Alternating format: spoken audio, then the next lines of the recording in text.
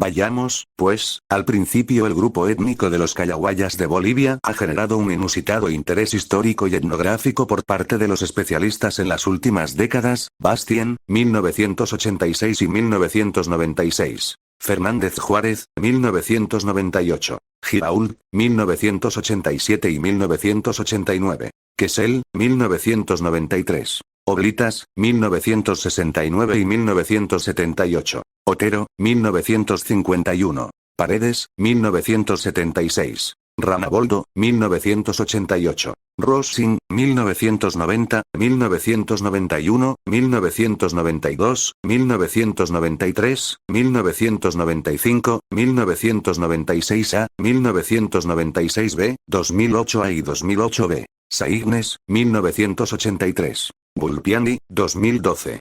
Sus estrategias terapéuticas y ceremoniales, sus conocimientos de herbolaria y el dominio del espacio natural en el que viven entre las comunidades adosadas entre el río Charazani y los paramentos de la imponente cordillera de Acolobamba no han pasado desapercibidos para la UNESCO, quien en 2003 reconoció a la cosmovisión callahuaya como obra maestra del patrimonio oral e intangible de la humanidad. Baixeras, 2006. Loza, 2004, 2 e incluso entraron, muy a su pesar, en el debate sobre la perspectiva intercultural en salud en Bolivia a principios del nuevo siglo. Callán, 2006. Fernández Juárez, 2006. Flores Martos, 2004, y fueron objeto de proyectos de impulso económico prioritarios en el área de Acolobamba, por parte de entidades como la Agencia Española de Cooperación Internacional y Desarrollo, MUDARRA, 2004. ¿Qué nos queda por abordar en la procelosa senda de los Callahuayas 3? ¿Qué pasaría si un avezado Callahuaya tuviera la oportunidad de volcar sus habilidades de observación de relojero experto 4 entre nosotros? ¿Cuáles serían sus referentes en la crítica social del mundo que observa en alguien acostumbrado desde pequeño a transitar por espacios y gentes ajenas a su habitual ámbito de confort?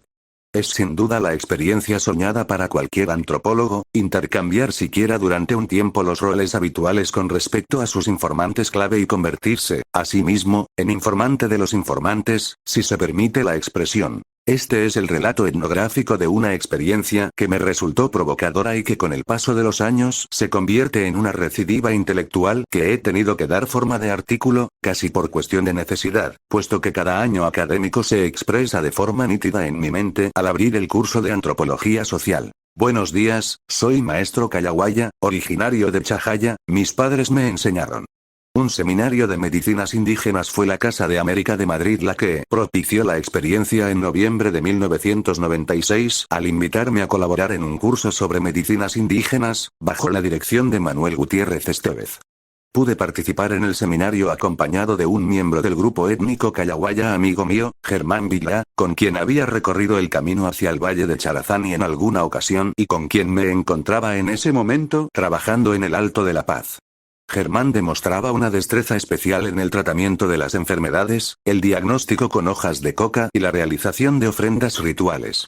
Su personalidad era cautivadora, le gustaba contar y relatar cualquier tipo de anécdotas relacionadas con los casos que trataba, ya fuera en sus correrías por las comunidades del altiplano, de joven, o en los suburbios paceños donde le conocí. Rápido se prestó a emprender el viaje como hacía habitualmente de pequeño, sin previo aviso, acompañando a su padre como aprendiz en el conocimiento de la herbolaria tradicional de una práctica médica itinerante 5. El proceloso sistema administrativo que implicaba sacar el pasaporte para garantizar la salida del país, comprobar que no había ningún tipo de arraigo financiero, la revisión médica y cosas por el estilo empezaron a provocar una sorpresa constante en el ánimo de Germán, acostumbrado a campear por sus anchas largas temporadas en los Andes, el Chaco y las selvas de Bolivia, sin más documento que una vieja cédula de identidad caducada. El viaje en un avión comercial intercontinental distaba mucho de las peculiaridades formales de los llamados carniceros del aire 6, que en una acción constante de heroicidad extrema conseguían remontar la cordillera oriental andina y las cimas nevadas del Illimani hacia las tierras del Beni y Santa Cruz de la Sierra en el área oriental del país, para cargar los canales de buey y vacuno que luego había que distribuir en La Paz de retorno.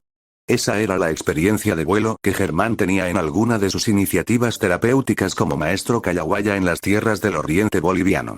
La singularidad del trayecto hacia Santa Cruz de la Sierra en dirección a Sao Paulo hizo que pasáramos por encima de la cumbre del Illimani, cerro sagrado por excelencia en la tradición andina, lo que propició el respeto y las oraciones subsiguientes por parte de Germán, quien aprovechaba cualquier minuto de silencio para repasar de memoria su conferencia a media voz, pero perfectamente audible.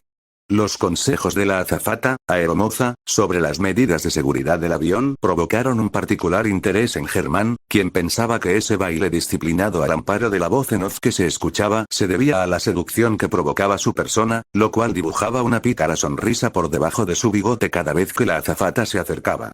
Le llamaron mucho la atención la alimentación en miniatura y procesada del avión que procuraba guardar en los bolsillos como recuerdo de su retorno para los hijos, especialmente las mantequillas.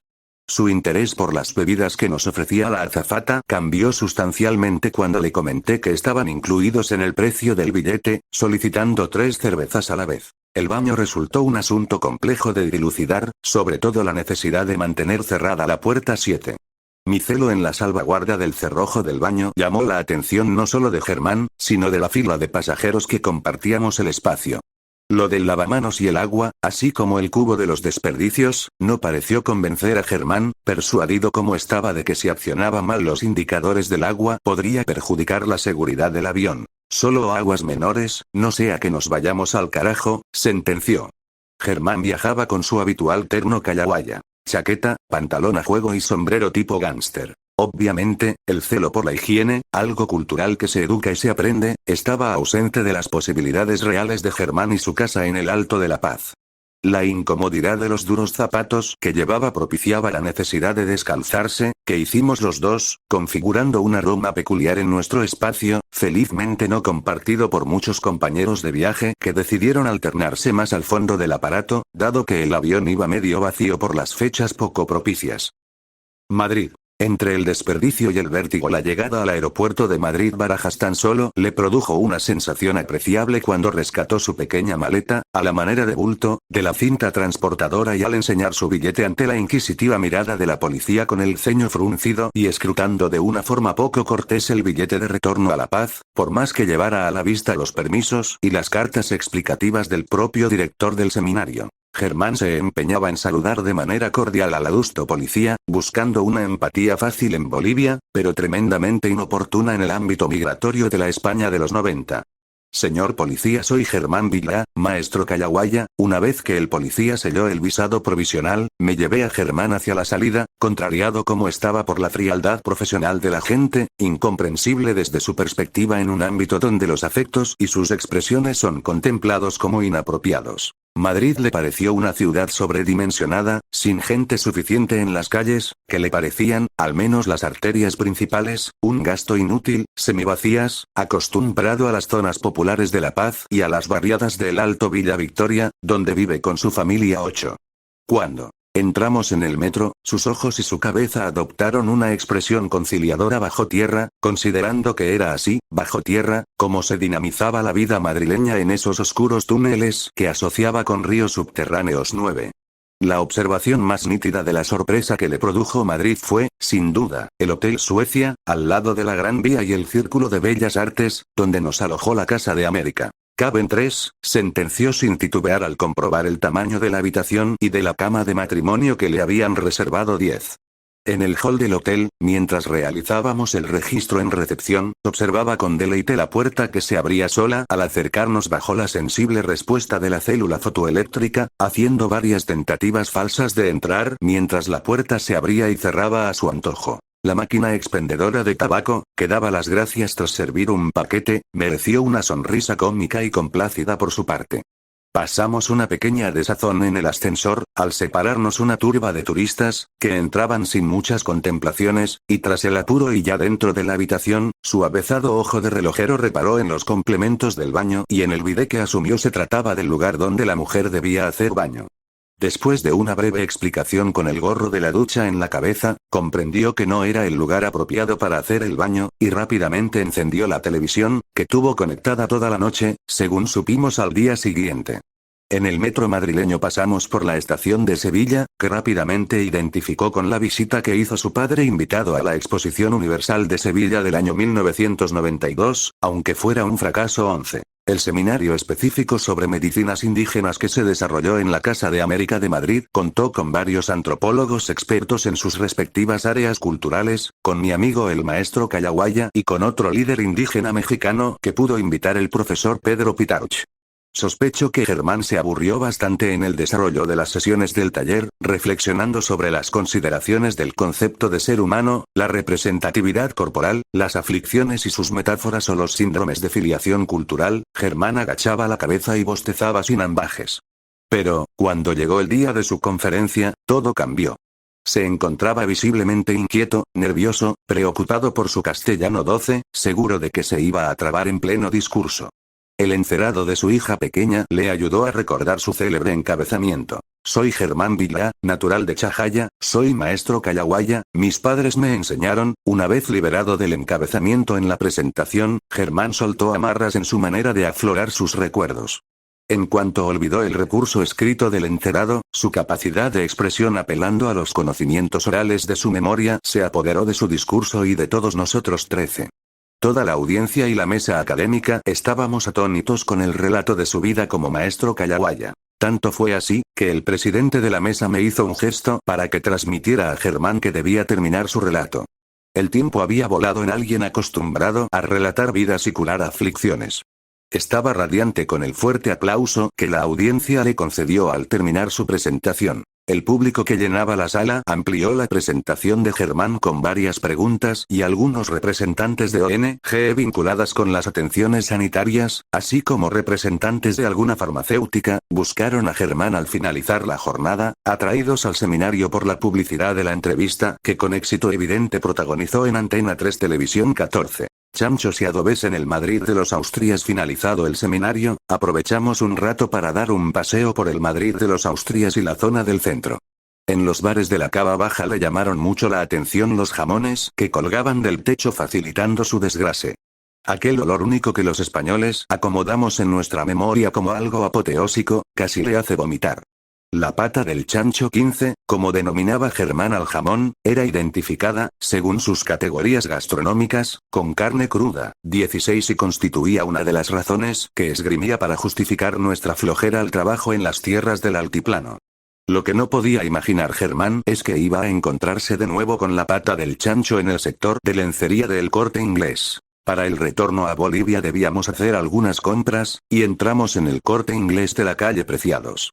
Confieso que esperaba expectante la reacción de Germán ante aquel homenaje al liberalismo empresarial capitalista, pero nada de lo que en principio aparecía en los escaparates del centro comercial llamó su atención. Nada, a excepción de unos emblemas heráldicos que aparecían a la manera de carteles publicitarios en una especie de piel de pergamino. Hernández, Fernández, Gómez, González, muchos apellidos después, se convenció de que no iba a encontrar sus apellidos en quechua, lo cual le desagradó profundamente, reaccionando de forma profundamente decepcionada ante un olvido tan insultante. 17. El mal rato se le pasó con las escaleras mecánicas.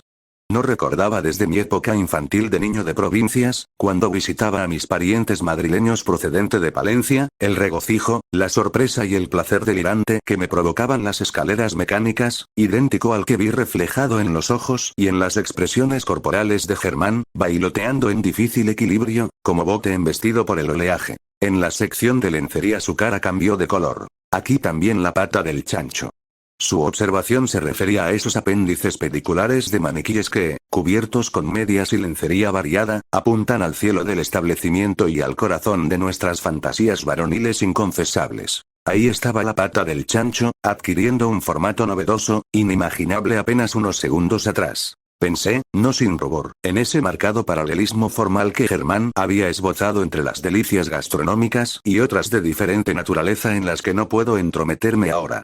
Reconozco que me reí con ganas ante el comentario. Al salir del establecimiento y atravesar el área de perfumes y colonias, Germán fue rociado de forma sorpresiva por una promoción gratuita de colonia de hombre. La delicadeza de la muchacha en la promoción del producto fue contestada por un gesto de profundo desagrado. Carajo. Así oléis los gringos.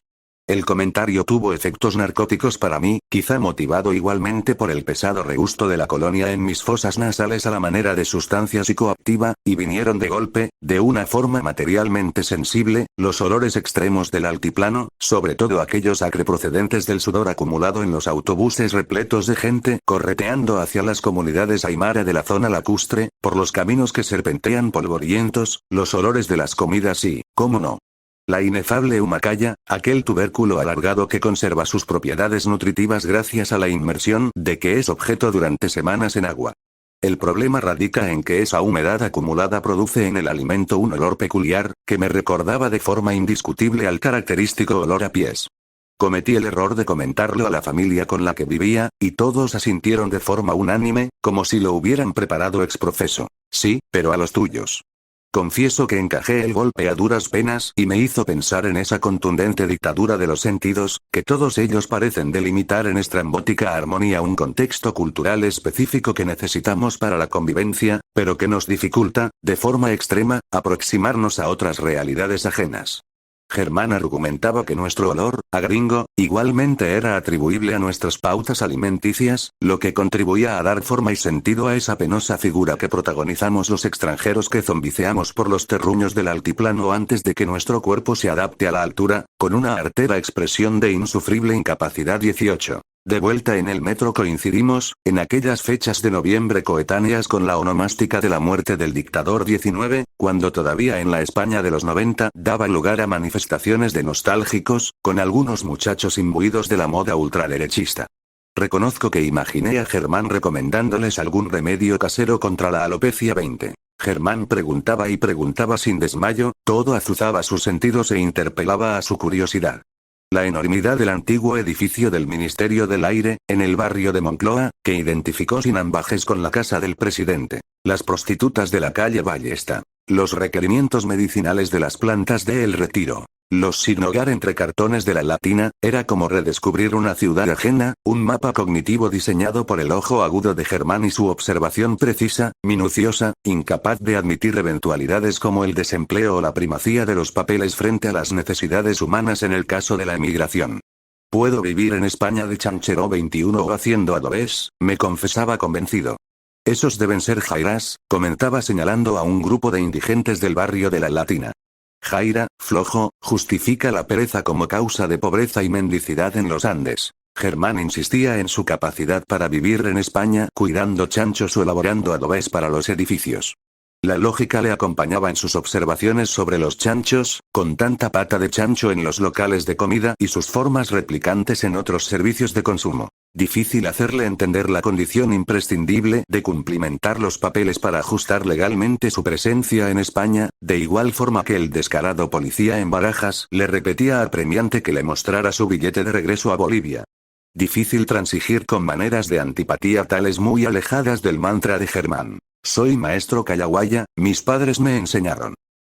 Un Osborne en Toledo y un indio desplumado. Terminado el seminario, Germán se desplomó emocionalmente. Se acordaba de su familia y la enormidad de un Madrid plagado de coches le suponía un estrés añadido. Decidimos cambiar de aires y le comenté que íbamos a viajar al campo, a Toledo. No encontré una expresión más afortunada. Obviamente viajar o salir al campo en La Paz, implica visitar las comunidades rurales. Pronto contrastó Germán que nuestro campo y su campo poco tienen en común. Desde las ventanillas del autobús de la Continental, que era la compañía que por aquel entonces cumplimentaba el trayecto Toledo-Madrid-Toledo, Germán pudo comparar lo diferenciado de su propio mapa cognitivo al vislumbrar el campo de las provincias de Madrid y Toledo. No es campo, es ciudad. 22, sentenciaba seguro. No era campo para Germán por lo ordenado de las parcelas y la cantidad de núcleos habitacionales y poblaciones que se suceden sin solución de continuidad en el trayecto. No es campo, es ciudad, insistía Germán. De repente, escuché una exclamación ruidosa, triunfal, repleta de júbilo y satisfacción. ¡Ah, carajo! Así habían sido, tan grandes. Los pasajeros volvieron la cabeza sorprendidos. Yo mismo me volví a comprobar el motivo de su grito mientras observaba cómo su rostro se pegaba y acomodaba a la superficie lisa de la ventana en un escorzo imposible. Una de las protestas que Germán argumentaba al negar la naturaleza de campo a nuestro campo, era la ausencia de lo que él llamaba animalitos. Carajo, había sido de lata, respondió Germán decepcionado al comprobar la parte trasera de aquel animal, cuyas dimensiones en justa medida había atribuido como rasgo de estilo al mundo de los gringos, así, como ustedes son altotes, los animales igual 23. La causa de aquel carajo que se apoderó durante segundos del autobús de la Continental no fue otro que un toro de Osborne 24 que se puede observado desde la propia autovía. Aquella presunción deshumanizada del mundo occidental me provocó cierto desasosiego. Ya me lo había indicado en La Paz. Como ustedes son todos iguales, así, altotes, no voy a despegarme de su lado, así como agua de la mano voy a caminar. Estamos tan acostumbrados a reconocer como masa deshumanizada a los otros, ya sean asiáticos, africanos o musulmanes, que duele verse sometido al regusto amorfo de la masa, colectivizado, deshumanizado y difuminado en el término gringo 25. La decepción que le provocó el toro se adueñó también del campo toledano con sus concesionarios de automóviles y sus comercios en la entrada de la ciudad. Toledo le pareció un refugio de chulpas 26 por su antigüedad, pero más allá de eso tampoco pareció impresionarle mucho, según la percepción de quien relata. Los impresionados fueron los infantes toledanos que, avisados por el vecindario, esperaban ilusionados alguna réplica de toro sentado avanzando por las callejuelas de la bajada de San Martín con su alargado penacho de plumas. El esperado juego de espejos en el que se miran y construyen los tópicos solo reflejaban imágenes distorsionadas de nuestros propios modelos. Germán se presentó ante mis suegros y su extrema delicadeza en una parte conmigo me solicitó un tiempo para él solo, indícame una plaza y me tumbo en un banco, para propiciar una mayor intimidad entre la familia. Lógicamente no acepté y Germán estuvo con nosotros en el barrio del Cambrón dando cuenta de una espléndida paella que tampoco le resultó demasiado atractiva. Más allá de quitarle el poncho a las gambas, a pesar del esmero espectacular de mi suegra por complacernos antes de nuestro regreso a Bolivia y sabiendo que yo adoro sus paellas, Germán utilizó el recurso habitual que la cortesía le ha enseñado en años de desplazarse por las tierras bolivianas. Señora, bolsita préstame. Es la expresión adecuada para no lastimar la honra de quien te invita a comer y que permite sellar el acuerdo de cortesía aceptando la comida aunque sea en ese aparte que permite la bolsa de plástico con el supuesto acuerdo tácito de que más tarde lo vas a comer, o a tirar de forma discreta. Aclaramos por tanto que no tenía por qué comer más 27 y que no hacía falta bolsita ninguna, lo que le produjo un profundo alivio. Contraria fue su postura frente a los mini pasteles de la posmodernidad. Se los comió todos en un despiste nuestro. Consideró que aquellas miniaturas que colapsaban la bandeja debían constituir un obsequio por nuestra parte, acostumbrado como estaba a los pasteles y tortas de enjundia de la repostería paceña 28. En el camino de vuelta a Bolivia todavía me esperaban sorpresas que anotar en mi libreta. Primero, al pasar a la zona de seguridad y pasaporte, Germán me hace una confesión que debía llevar rumiando en su interior a lo largo de todos estos días. Va a disculpar, no he visto tahuacos 29 lindas en la España, tan delgaditas todas deben estar enfermas y ser flojas. Los cánones de belleza distan mucho de ser universales y están pautados por los gustos cambiantes de las épocas históricas, mucho más si utilizamos un referente de comparación intercultural. Curiosamente, la delgadez constituye desde la perspectiva altiplánica una pérdida de tiempo. La mujer que no esgrime un cuerpo orondo en la madurez de su vida es que no ha tenido éxito ni ha sabido aprovechar el tiempo de forma adecuada. Spedding, 2005. La gordura implica un atributo de éxito social en algunos gremios que se refuerza explícitamente con la representación corporal femenina aymara y quechua en las ciudades mediante polleras falda con volante, superpuestas que, por un lado, aumentan la sensación externa de gordura y, por otro lado, el prestigio social y económico de quien tiene la capacidad de exponerlas sobre su cuerpo. El epílogo final de esta experiencia inaudita fue la celebración a su regreso a Bolivia que hizo Germán con sus padres y hermanos gracias a los $300 que Casa de América le concedió por su participación. Por más que yo le recomendaba entregar ese dinero a su mujer en cuanto llegáramos a La Paz, en una iniciativa paternalista e incalificable por mi parte, pensando en sus necesidades económicas y en la demostrada habilidad de su mujer en gestionar los fondos familiares, Germán se pegó la gran farra 30 con la enorme ilusión de haberle podido ofrecer a su padre un homenaje de tales dimensiones.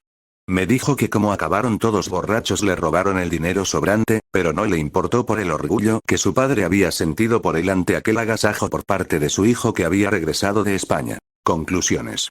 De pueblerinos, paletos y otros gremios incómodos. Hace años, mi abuela me contaba un chiste que al parecer formaba parte de un disco de vinilo de Los Pequeños en los que Paco Martínez Soria protagonizaba uno de los momentos más recordados de la película La ciudad no es para mí, de Pedro Lazaga, 1966. El actor pretende cruzar una de las avenidas madrileñas cargado de sus pollos y adminículos que trae del pueblo.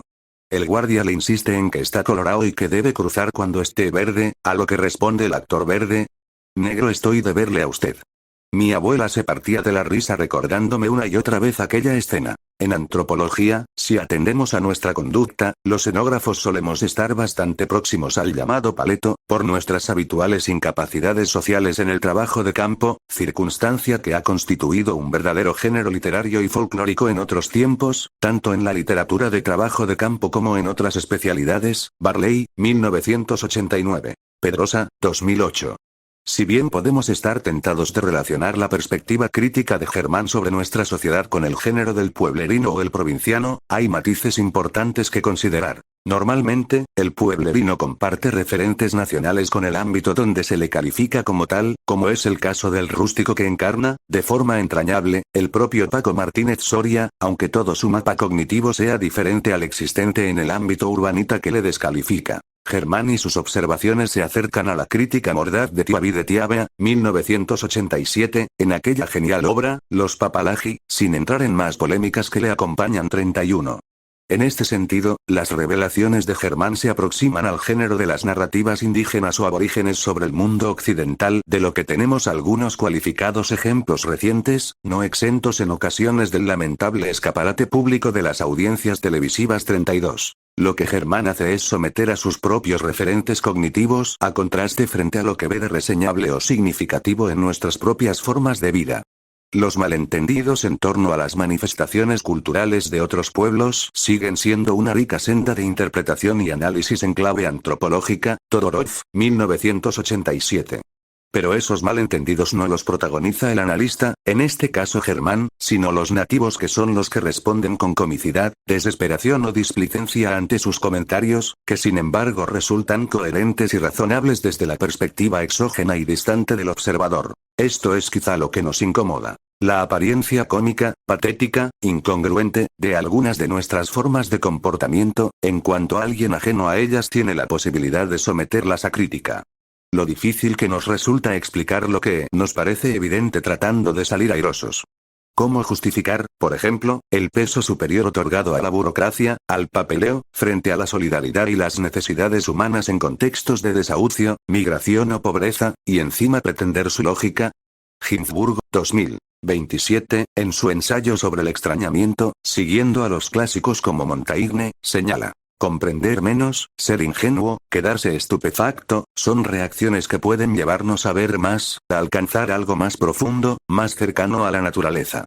Si tenemos en cuenta la franca reversibilidad que podemos observar al uso entre las definiciones vecinales de paletos y listos, quizá no debiéramos sacar tanto pecho, como nos recuerda Pedrosa. Esta más que reveladora bisemia coincide, además, con las muy llamativas conclusiones a las que han ido llegando los teóricos de los llamados estudios sobre folclore étnico, Ethnic Folklore Studies, que hoy florecen en muchos ámbitos académicos. Y que han demostrado, palmariamente, que la gran mayoría de los etnotontónimos muestran una facilidad pasmosa para convertirse, del modo más veloz y natural, en etnolistónimos, y viceversa, engañosas contradicciones en que suelen caer algunos seres humanos cada vez que representan a quien, por no ser como ellos, consideran, pues el nexo de causalidad les parece obvio, como un inferior atrasado y despreciable. Pedrosa, 2008. 322. Ese paleto, en el espejo que se observa a sí mismo cada vez que recuerda las indicaciones de Germán sobre nuestra comunidad, cada año, con los nuevos alumnos que se inician en la antropología social, constituye el mejor de los estímulos para recordar mis propios asombros en Bolivia y mis considerables incapacidades sociales y lingüísticas que quedaban excusadas, paliadas o camufladas en el trato amable recibido como joven Gerardo en las comunidades del lago Titicaca. Nunca sentí el aguzado filo de la risa o la protesta deleznable ante mis consideraciones sobre una realidad social y cultural ajena a mis referentes 33. Paciencia, extremada educación, respeto y confianza fueron parte de las claves que posibilitaron mi paulatina inmersión en las comunidades aymara. Esa es parte de la diferencia que con el tiempo compruebo en el modelo de aprendizaje a ambos lados de la pátina del cristal plateado. La sonrisa sistemática, la búsqueda de empatía frente al otro, la comprensión, la delicadeza, el respeto, fueron argumentos empleados por parte de Germán en su inculturación hispana en Madrid, frente a las relaciones de poder, la prisa y el pragmatismo malintencionado de los autóctonos, que se expresaban en aquello que nuestros abuelos llamaban mala educación o reglas de urbanidad, modelos y referentes cognitivos encontrados, en suma. Comprobar la funcionalidad de unos y otros hábitos en la interacción social nos produce un alérgico prurito en la epidermis. En el caso de Germán fue literal, puesto que su visita dejó tras sí un rastro evidente de Sarcoptosis 34. Quizá nada más apropiado para reflejar el acomodo inadecuado de esas miradas en conflicto sobre una misma realidad. Esa forma de enjuiciar sin malos modos un mundo que a los nativos parece exultante y a quienes nos visitan con sentido crítico, patético o con posibilidades de franca mejoría. Siguiendo con este asunto, no es baladí que Germán se quedara de España, de lo que pudo observar en su experiencia madrileña de unos días, con la ducha y el agua caliente que de forma apurada consiguió instalar en su casa de El Alto. Eso sí, una ducha eléctrica con empalmes de esparadrapo que con licencia brasileña se ha extendido por los suburbios paceños con marcado riesgo de electrocutarse. Con el tiempo, pocas experiencias han resultado tan gratificantes, aleccionadoras y didácticas en términos antropológicos como esta experiencia madrileña basada en el intercambio de papeles que tuve la oportunidad de ejecutar con Germán, maestro callahuaya. Él, sesudo preguntón, habituado a los viajes y a las explicaciones, relojero de precisión en sus observaciones y comentarios. Yo, apurado provinciano tratando de dar respuesta a sus argumentos. A él le debo la capacidad de retorno de ese extrañamiento que la visión del otro consigue devolvernos incluso en los escenarios más habituales. Digno esfuerzo de un diálogo intercultural que nos ayudó a crecer y ampliar nuestros propios horizontes cognitivos. Jamás pensé que las escaleras del Corte Inglés, los no lugares del metro o el interior de un hotel madrileño resultaran tan reveladores en la formación etnográfica de un antropólogo americanista. Guardé durante muchos años aquel cuaderno de campo escrito de forma apresurada en los espacios muertos que permitía la celebración de las jornadas y el afecto compartido con la familia. En esos minutos neutros de actividad, pero emocionalmente intensos, el relato iba aflorando por sí mismo en materiales inauditos.